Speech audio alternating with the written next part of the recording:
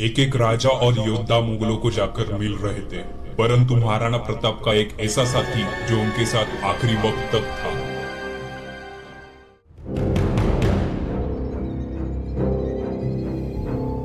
महाराणा प्रताप जी को कौन नहीं जानता, और उन्होंने युद्ध के मैदान में कई इतिहास रचे और कई राजा और योद्धाओं को परास्त कर दिया।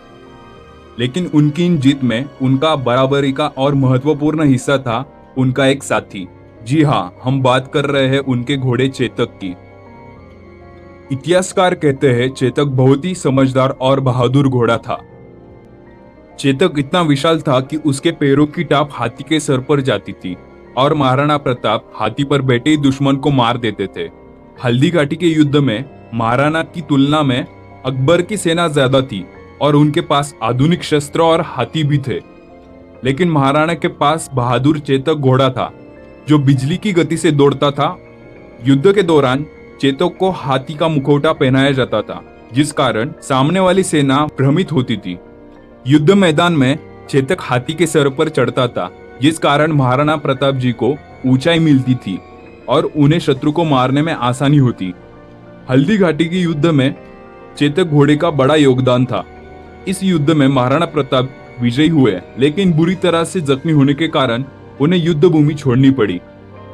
अपना एक पैर कटा होने के बाद भी महाराणा को सुरक्षित स्थान पर ले जाने के लिए चेतक घोड़ा बिना रुके 5 किलोमीटर तक दौड़ता रहा।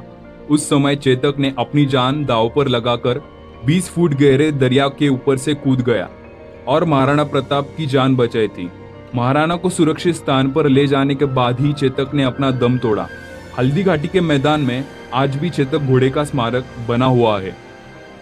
कहते हैं कि युद्ध में अपने सैनिक और घोड़े को खोने के बाद महाराणा जी ने प्रण लिया था कि जब तक वो मेवाड़ वापस हासिल नहीं कर लेते तब तक वो चैन की सांस नहीं लेंगे।